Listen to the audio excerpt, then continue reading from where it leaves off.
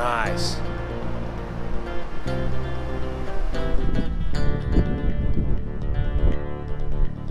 The Irish Sea.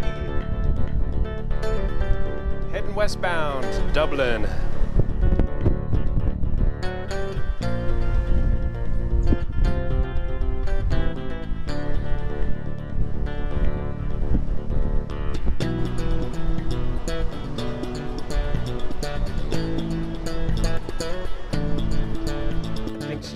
How you doing, Julianne?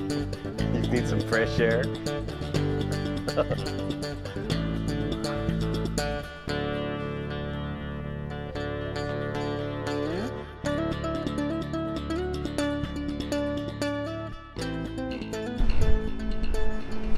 This is Juan Brown. You're watching the Blanco Lirio channel on board the Stana Line 8:55 departure from Holyhead, Wales to Dublin, Ireland.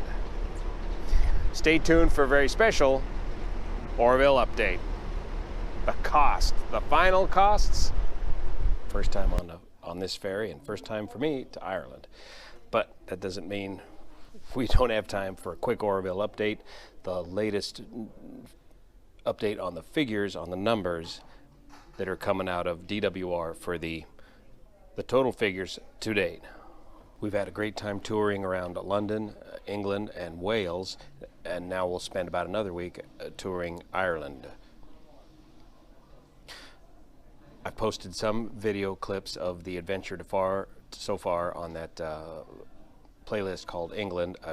Due to limited connectivity, I can only post a fraction of some of the great fun we've had out there.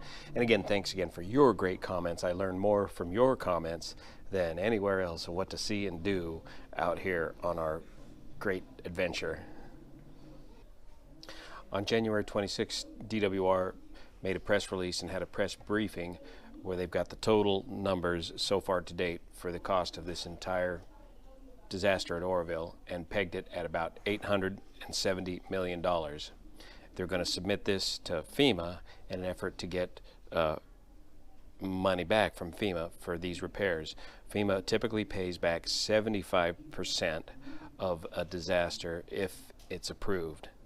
The big controversy is how much of this was weather related and how much of this was negligence on behalf of DWR. That could jeopardize DWR's ability to recover the costs from this incident from FEMA. And it's a valid argument.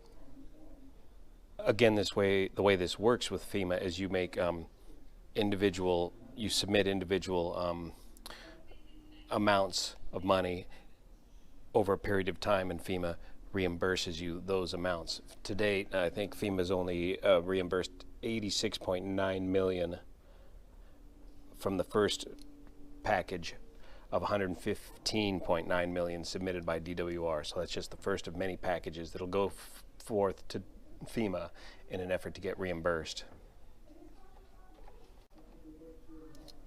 So why is the new total so much more, $870 million? Well, DWR has finally got their hands around the costs of some of these other related expenses.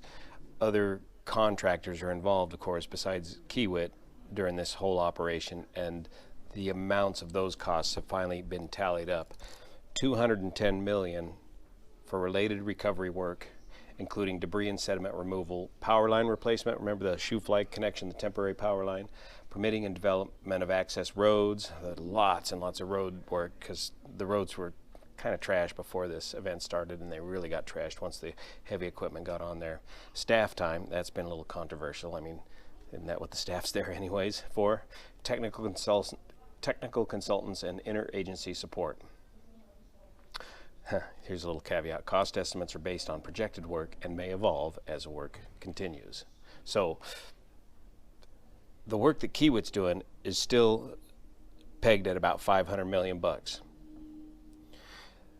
This other non-Kiewit engineering work is what's estimated now at $210 million. And then the emergency response, yet a third bucket of money that you have to consider, that was estimated at $274 million, but came in at $160 million, the emergency response work. Now there's debris removal in both of these. There was debris removal during the emergency response, which was part of that bill, and then the months and months of continuing debris removal using the barges in the Thermalito after bay to get that completely cleaned up and properly set up for continued operation. The emergency response, of course, was to clean the debris up just enough to get the Hyatt power plant back online. DWR also reports that some rainwater leakage has occurred through the RCC temporary walls in the main spillway chute, as RCC is more permeable than structural concrete. And remember too, these RCC walls are just temporary for this year, and they will be taken down and replaced with structural concrete walls this next building season, all part of phase 2.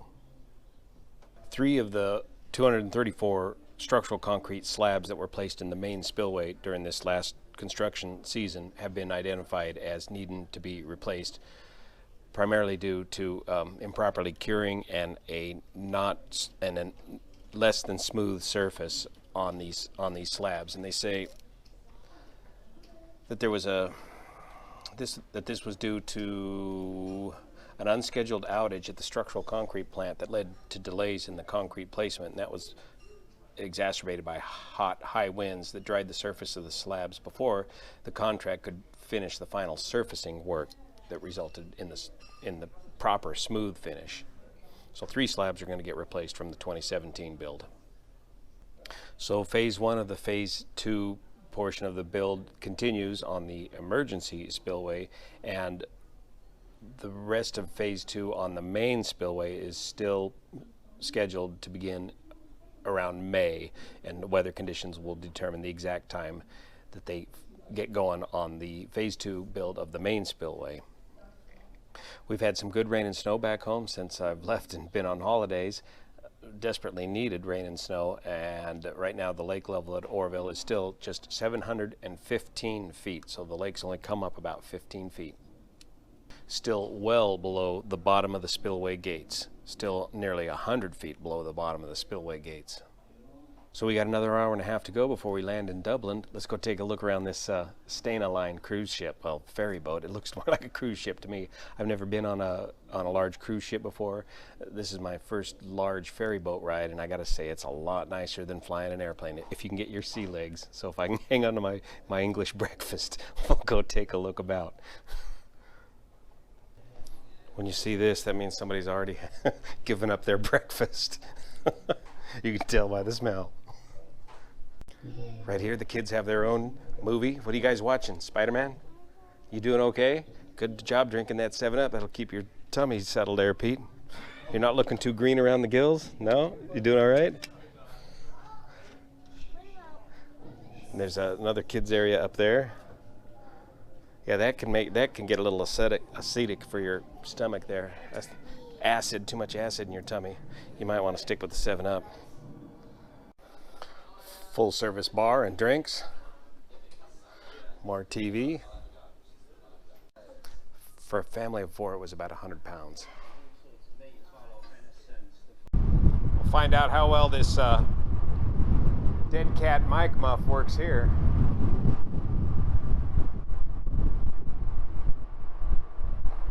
Land ho.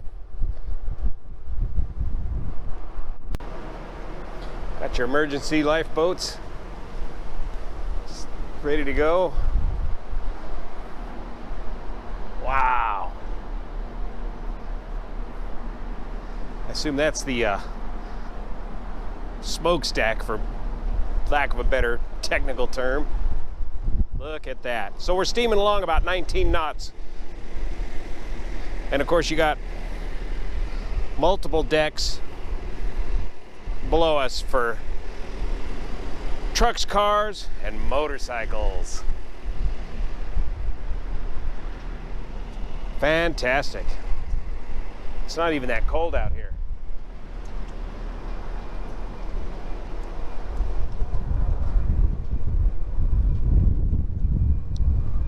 More land ho right over yonder.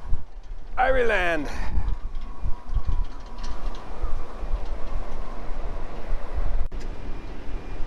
So Jenny was asking some of the crew members how their schedule works, and they do 1 round trip per day. It's 3 hours, a little bit over 3 hours out, about 3 plus 15 out, 3 plus 15 back. I'm not sure how long the turnaround time is, but I'm sure there's an hour or two or more spent loading and unloading the ship.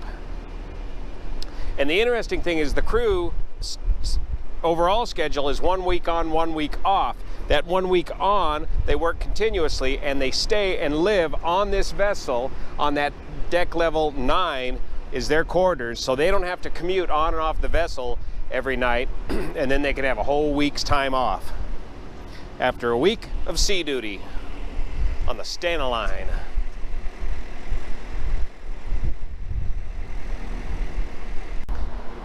It is a little bit wobbly walking around here. So hang on.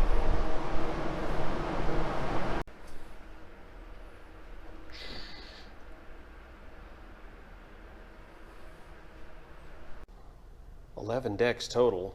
The first 6 decks are for cars, trucks, and cargo. 7, 8 are for passengers, I suppose 10 too, and 9 for the crew.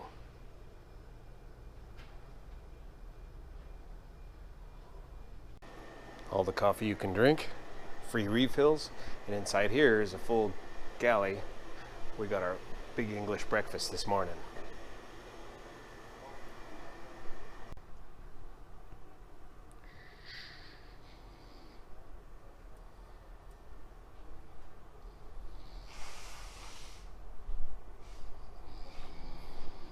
He's logging some serious Z's. This is, hey, we can't go down there. Oh, that's right, that's down into the cargo hold.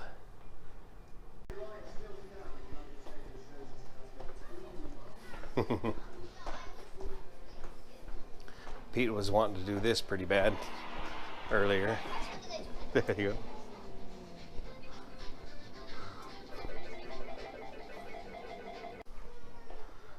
go. And shopping mall too. Let's see what Jenny found out here. You can rent a sleeping cabin too.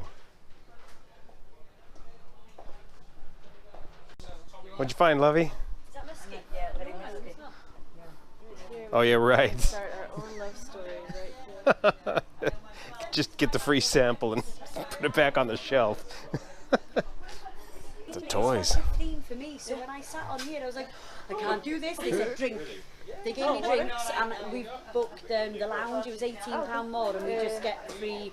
You get free drinks, but I didn't like the rosé, so I went in here and bought a prosecco. Oh, and that helps. So we sat. Yeah, it has helped. But I think my fiance is hilarious. He, you know, because he's been on cruise ships, he's American, he doesn't care. Yeah. And he said to me, "You're really scared?" I said, "Yes, I don't like it." And he said, "Are you sure you're going to be okay, babe?" "Yeah, I'm fine, I think." And then I texted him earlier and he was trying to ring me, but you can't get a signal. Through, yeah. So, and I know if you ring normal, it charges you like £2.50 a minute, something stupid. Yeah. So yeah, so I said to him, "Oh."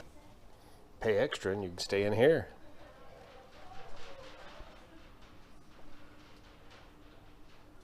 Nice. The Truckers Lounge.